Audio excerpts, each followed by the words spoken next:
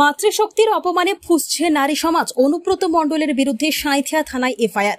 বোলপুর থানার আইসি রিটন হালদারকে অশ্লীল ভাষায় গালিগালাজ এবং আইসির মা ও তার স্ত্রীকে অশ্লীল ভাষায় গালিগালাজ দেওয়ার অভিযোগে চরফান বিজেপি। তাই আজ অর্থাৎ শনিবার বীরভূমে সাঁইথিয়া থানায় বিজেপির তরফ থেকে অনুব্রত মণ্ডলের বিরুদ্ধে বিজেপির তরফ থেকে একটি সাঁইথিয়া থানার ওসিকে ডেপুটেশন জমা দিলেন। তাতেই উপস্থিত ছিলেন বিজেপির প্রাক্তন প্রার্থী প্রিয়া সাহা ও তার সঙ্গে ছিলেন বীরভূম বিজেপির কোষাধ্যক্ষ উদয় শঙ্কর ব্যানার্জি সহ অন্যান্য বিজেপি নেতা কর্মীরা।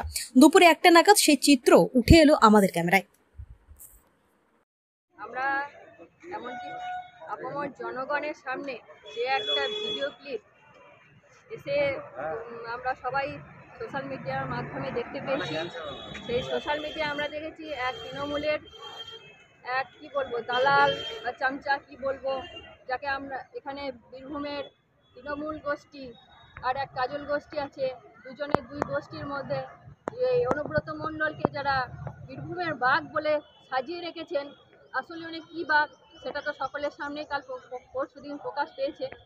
তো এই বাঘ যেভাবে এক থানার আইসির মা বোন তুলে যেভাবে কদর্য ভাষায় গালিগালাজ করেছেন, তার পরিপ্রেক্ষিতে আমরা মনে করি এটা আমাদের মহিলাদের জন্য একটা লজ্জাজনক, এবং যে অডিও ক্লিপ আমরা সবার সম্মুখে আনতেও একটা দ্বিধাবোধ করছি, লজ্জাবোধ করছি।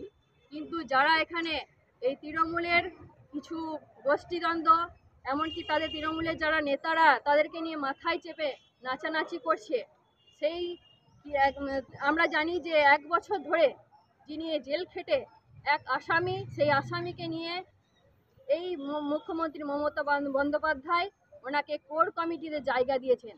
তো আমি এই জনগণের কাছে একটাই প্রশ্ন তুলে ধরবো যে আপনারাই ভাবুন এবং চিন্তা করুন যে তৃণমূল কাদেরকে প্রশ্রয় দিচ্ছেন এবং কাদেরকে এই রাজ্যটা চালানোর দায়িত্ব দিচ্ছেন। এমনকি পশ্চিমবঙ্গের যেটা বীরভূম, যেটা মুখ্যমন্ত্রী মাননীয়া নিজে স্বয়ং দেখভাল করছেন, মানে দেখাশোনার দায়িত্ব নিয়েছেন এবং সেই দেখাশোনার দায়িত্ব দিচ্ছেন তাদের ওপর।